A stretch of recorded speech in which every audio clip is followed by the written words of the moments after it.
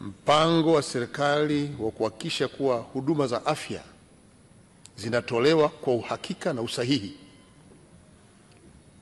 ni moja, tunaendelea kuwasomesha Watanzania kwenye vyuo mbalimbali katika kada mbalimbali. Sababu huduma ya afya ziko kada mbalimbali, wako madaktari na madaktari wako kwenye kada mbalimbali vile vile, lakini kuna wauguzi na wale watoa huduma za afya ambao tunawapeleka vijijini kushirikiana na kamati za afya za vijiji ili kutambua na kubaini magonjwa ya mlipuko na magonjwa mengine.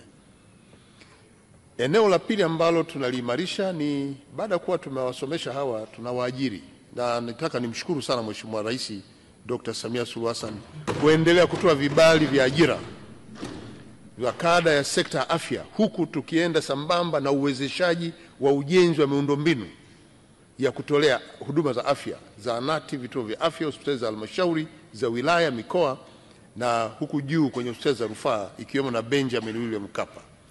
Ni uwezeshaji ambao umefanywa vizuri na uwekezaji mkubwa sana ambao umefanywa kwenye miundombinu. Ajira hizi ambazo Mheshimiwa Rais anaruhusu kutoa vibali kuweza kuwaajiri madaktari wakiwemo na hao mabingwa, madaktari bingwa wa magonjwa ya mama na mtoto, lakini pia upasuaji sasa hivi tunapeleka mpaka vituo vya afya. Vile vile tuna madaktari bingwa wa mambo mdomo, masikio, macho, wote hao sasa tunawapeleka mpaka ngazi ya wilaya ili huduma hizi zitolewe kwenye eneo hilo hilo.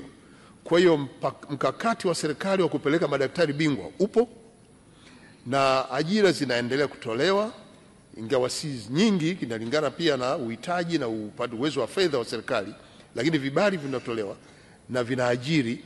Na sasa agizo ambalo tumelitoa kwa waganga wakuu wa mikoa ni kuhakikisha ikama ya madaktari inapitiwa wakati wote, kwa lengo la kuondoa mlundikano wa madaktari hao bingwa kuwa sehemu moja na maeneo kama vituo vya afya kukosekana, ili waweze kusambazwa maeneo yote na huduma ziendelee kama kawaida. Kwa hiyo mkakati huu tunaendelea nao wa kuimarisha ajira, lakini kuwasomesha zaidi na wale waliopo kuwapa elimu ya mara kwa mara ili waweze kutoa huduma stahiki kwenye maeneo yote, ikiwemo na maeneo ambayo umeeleza Mheshimiwa Mbunge ya mama na mtoto.